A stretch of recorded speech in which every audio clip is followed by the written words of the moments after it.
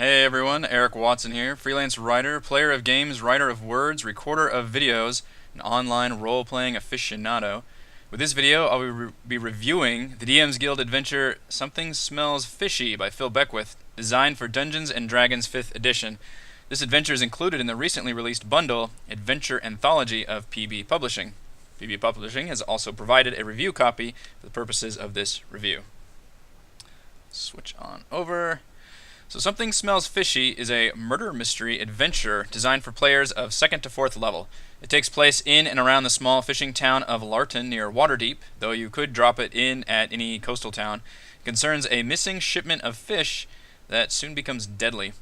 It's 30 pages long with a suggested runtime of 8 hours and provides DM and player maps of both the town of Larton and a mini cave dungeon that represents the action-packed climax, although only the cave dungeon is actually included as a separate actual image file. The rest are just included in this PDF.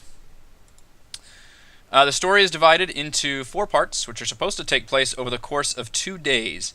It's a heavily railroaded adventure designed to give players both clues and misdirections as to the culprit of the missing shipment of fish, as well as the shipment. It's God, he's saying fish so many times, it's just fucking me up. The DM will need to familiarize with several important NPCs whom the PCs are designed to confront and interrogate at multiple times throughout the story. This is a very role-playing heavy adventure with a simple but fun mystery plot and easy-to-run enemies and locations, making it a nice low-level light combat adventure. I like the way the adventure is organized, beginning with a rundown of all the important clues, you can see right here, that the PCs should gain in order to reach the proper conclusion. Obviously, having a mystery is great and all, but you still need your players to be able to actually get the right answer in order to progress and get to the end point of the adventure. And there's multiple conclusions here. Important pieces of information they should know. The culprit is male. The fact that the shipment is stashed in a cave in the north, and that the culprit is not, in fact, this other character whom is kind of a red herring, that she is behind it, when in fact she's actually a victim of the ongoing mystery. There is a lot of nice background information on Larton and the relevant cast you'll need. See here, there's Larton right near Waterdeep. I don't know if this is an actual... I didn't actually look it up. If this is an actual town that is drawn from like Forgotten Realms lore, or if it was just made up and placed here. But either way, there's a nice bit of information here. It's very much it's a very tiny, I think there's like 100 people in this town. Coastal town, their chief export is fish. And we're introduced to all our major players. I do kind of wish there was a, what do they call it, dramatis personae, where there's the cast of characters, essentially. That's kind of lacking here, and you really need that. There's very specific NPCs that you have to be familiar with and be able to run that the players will primarily be interacting with, such as Alberto Tortellini, the mobster fish boss, Rondalus, the fish factory owner, and Kelsey, the fishmonger. So, in case you had any concerns that the title was just a random joke, no, it is. The adventure is, in fact, all about fish and fish-related things. So, part 1 is a little awkward, and frankly, it's a risky thing to do as a DM. It suggests that you split the party and run individual scenes, assuming a party of 4. So, if you have more players, you'd have to double up. There are 4 individual scenes. There's a goblin surprise, or essentially you just fight a single goblin who pops out. It's kind of played for laughs. The second one, a horse just rampages down a road, and you have to get out of the way and meet like a dying merchant who was attacked by goblins. The third one is kind of crazy. You basically put a PC into a jail cell, and it is specifically designed for a rogue to break out of. Well, the fourth one gets to be kind of more of a hero and stop a person from being attacked. And all of them are supposed to tie into introduce the town, as well as tie everyone into the plot, sort of, tangentially. It's an interesting way to put, especially if it's your first adventure with these players, so it's an interesting way to put those players together in a situation. That's always kind of an interesting dilemma, is like, how as a DM do you start a story with these 4 people that might have wildly different backstories and backgrounds? Why would they be coming together to do this one adventure? And typically, a lot of times you just kind of hand wave that, and okay, whatever, you guys all met in a bar or something. So on the one hand, I'm glad that there's something provided here for that, but it does really feel like that kind of optional prologue thing, and I would be very hesitant to split the party up like this into these forced encounters, especially when some of them involve combat and other players just kind of sitting on their thumbs going, oh, okay, when's it going to be my turn? My personal suggestion would be to use these as basically just cutscenes. Now, for an example, RDM for a Storm King's Thunder campaign ran little individual character prologues for all of our characters that tied us into the wider story using a lot of like giant encounters, for example. We were all given like a single choice or an ability check or saving throw that slightly altered the story or the amount of information we were given. So rather than running through these entire interactive scenes, it was just more like a cutscene with a brief choice, and that allowed it to go pretty quickly but still feel meaningful and tailored to us. Now later, like at session 20-something, we had a dinner party where we were all given individual scenes, kind of like this, where we could all interact, but we were all in the same location, so we could stumble into each other's stories and interact with each other, and we did do just that, and that made it really fun. So just know kind of ahead of time what you're getting in with, and I would hesitate. I would almost say this whole part 1 is really an optional thing to use. You could easily just start everybody at part 2, which simply has you arriving at the, I think it's the Guild of Commerce, and they just give you the quest to find the missing fish. So that's an easy way to start. You don't have to use that part 1. So part 2, you're still on the same day, and the PCs are given suggestions for different people to talk to. And then what follows is basically just lots of different role-playing scenes. As the players travel around the town, they talk to the mob boss, they talk to the fishmonger, they go to the inn. There's the mob boss, Alberto Tortellini. And none of these are really supposed to be combat encounters. In fact, if they try and fight the mob boss, it basically just does not work. He's got like a huge army of henchmen, and the players are supposed to be low level, where town guards do pose a very real threat.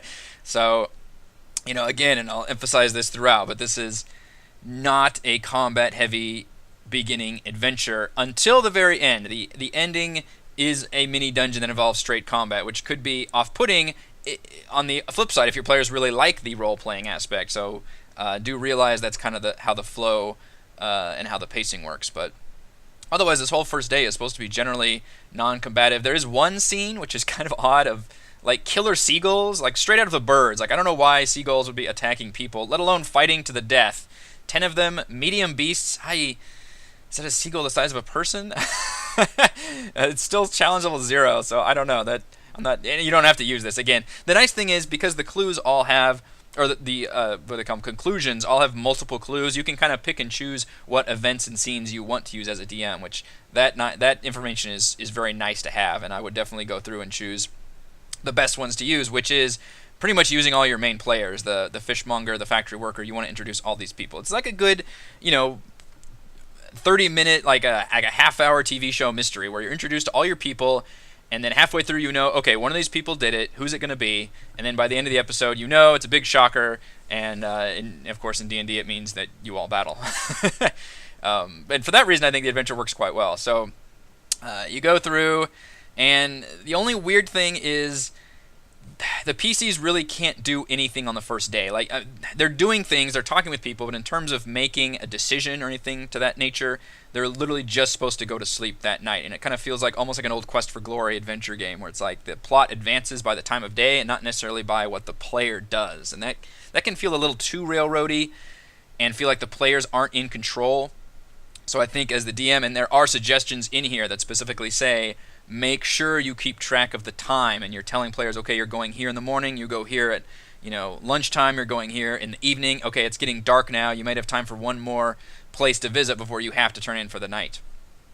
So that's a way to get around it, but and I think the genre of the mystery lends itself to being a little more railroady, so I'm a little more forgiving for this adventure.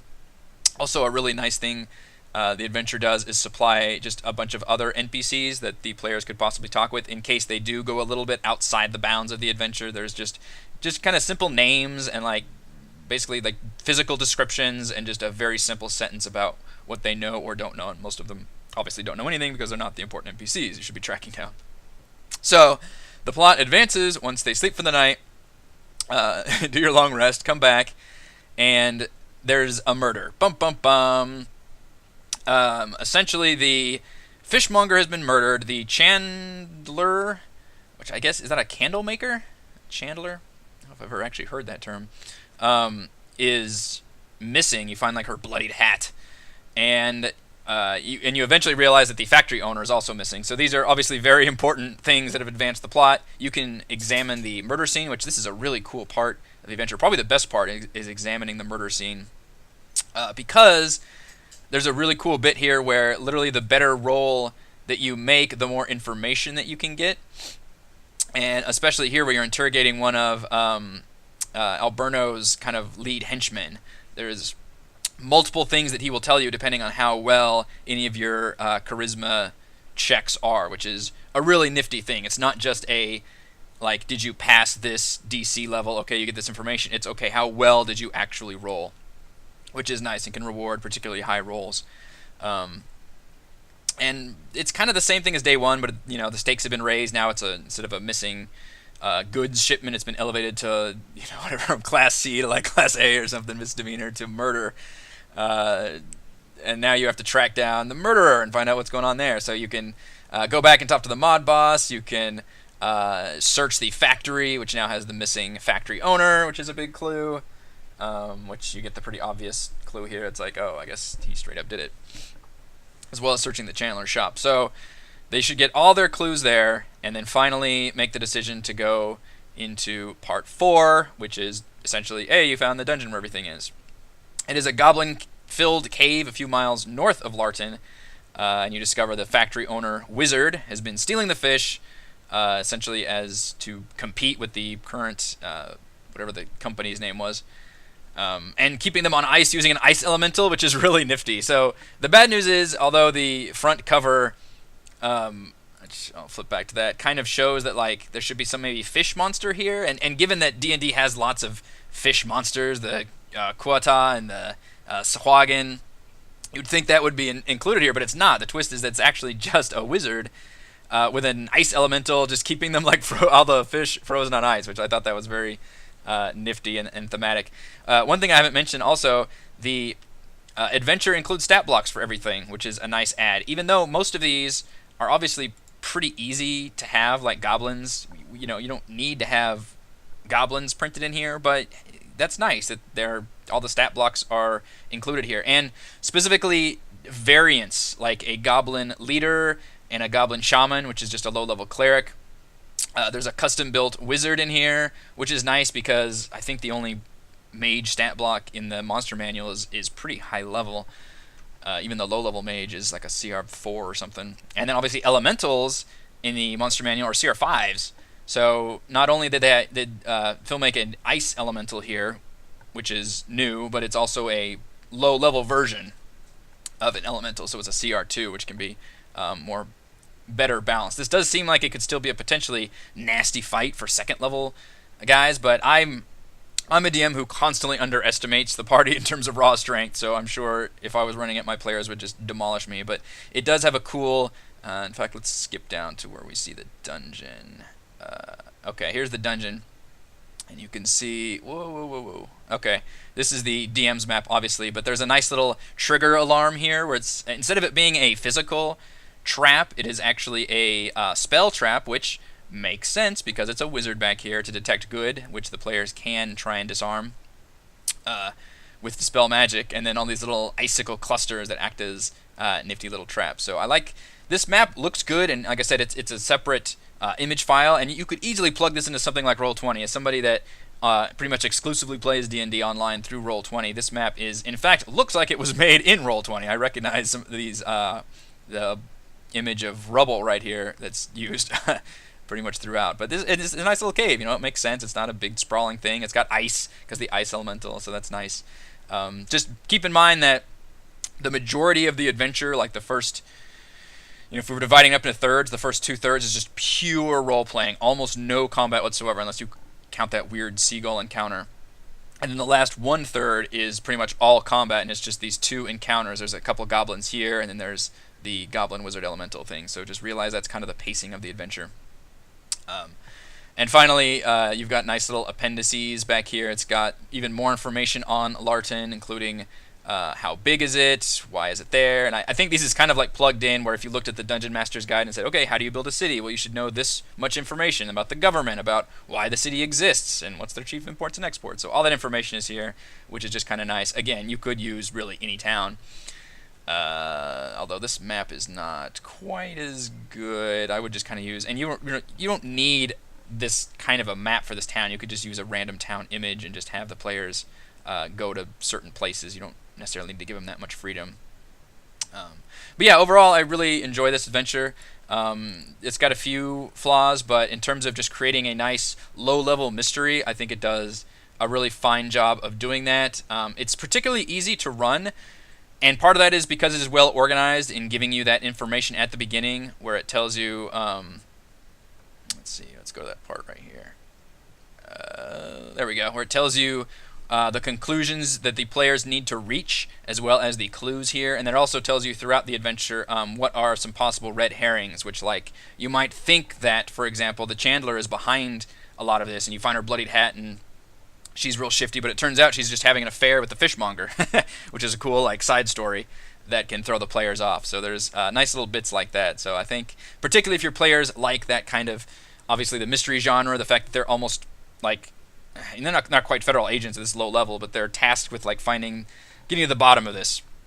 I think that can go over really well, and having combat at the end is obviously a very D&D thing with the mini dungeon. So let's go over my pros and cons. So quick pros. Like I said, the adventure is well organized. It spells out all the important clues and conclusions the PCs will need right at the beginning. The only thing it's really missing is kind of a nice personae dramate, whatever the hell that is, where it just kind of includes like your cast of characters at the beginning. But otherwise, it's all just included in these couple paragraphs at the beginning, and even breaks down like what the players are doing in each part, and then what the overall adventure is. So these very nice to have at the beginning of the adventure. Pro, the mystery is well paced and satisfying. I think it leads to a reasonable conclusion without overstaying its welcome. And the little misdirections are a nice touch too. So I think it can be a very fulfilling mystery. Pro, I like the ascending order of information is given depending on how well the PCs succeed on different ability checks, which is mainly shown, I believe, in part 3. Yeah, in like this section where they're trying to figure out the clues by examining bodies and searching areas and talking with people. In fact, I would have even liked more of this information. Like, give me more of these ascending order of information, depending on how well the players roll. Pro, we're given a ton of background information on the town of Larton, including extra NPCs the PCs could talk to. I always like having more information than I need, regardless of if I'm going to use it or not. And Pro, the small cave map in particular is excellent and could easily be applied to something like Roll20, and is provided as a separate image file in both player map right here, which is just straight up. I would absolutely use this in Roll20. I wouldn't have to rebuild it, which is a big plus, and the DM's map. Cons, the adventure is heavily scripted. The PCs can't even really advance the plot on their own and must wait until the murder happens on day 2. I hesitate to put that as a con because that kind of goes, that the murder genre just kind of lends itself to being a little more railroaded. Like, you have to have those events happen. It's just too bad that the murder couldn't be the inciting incident that starts it all off with all the clues, and instead it's almost like a two-parter, where it's like the first part is you meet the people, you're introduced. It like I said, it feels very much like that, like an episode of Law and Order or CSI or Bones or something, where it's like you're introduced to all your players as you interview everybody. But the weird thing is the murder doesn't happen until about halfway through, and then you go back and you get more information and clues and things happening before you can make your decision. So some players might not appreciate that, as long as they're okay with being a little more railroaded and introduced, and you might just have to explain to them, hey, this is kind of how this adventure is going to go, without obviously showing your hand too much. It still wants to be a mystery. Con, it's implied that the captured Chandler will be sexually abused by the goblins, which feels completely unnecessary and is frankly a rather nasty cliche of women being damseled and then brutalized. Do goblins do that? They capture and rape women? I thought they just eat people. That made me feel very uncomfortable and seemed very out of place for an adventure that's otherwise not that dark. Granted, I know there is a murder involved, but it's still like, I don't know, it feels more like TV friendly, and that part of it was just, whoa, that went into a weird place. So that's obviously the first thing I would change, or not even mention, frankly. Just, you find her like, oh, thank you, saved me, or just like, oh, I thought they were going to eat me, like, not, oh god, I thought they were going to rape me. That's just weird. Cons. Part 1, I'm not a fan.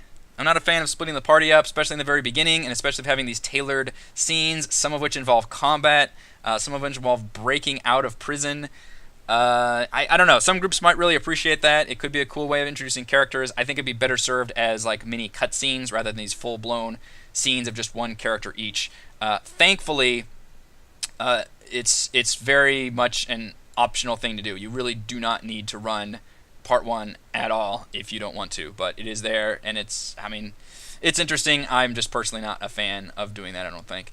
And also, the provided Larton town map, it's really low resolution. Apologies for having to skip around like this too. I should have done these in better order. Where is it? Okay. It's kind of an ugly looking map, frankly, and for some reason it's not provided as a separate image either. It's just included in the actual PDF document, and you don't need this map. And plus, especially if you're going to do all these numbers, if your player's going to explore every single building, that's just going to drag this on, and a lot of the numbers, unless you want to expand this to be a lot longer and more complex by your own writing, a lot of these doors and locations people go to are just going to be like, nope, I don't know anything, kind of a thing. So instead, you could just have a town map and be like, okay, here's as basically the players involved and the people you need to talk to keep things moving. Final verdict. Something Smells Fishy provides a short but compelling murder mystery involving a fun cast of fishy characters and a satisfying finale. Thank you to everyone for watching this video review. You can see my written review at roguewatson.com and follow our own tabletop RPG adventures here on my YouTube channel. Thank you.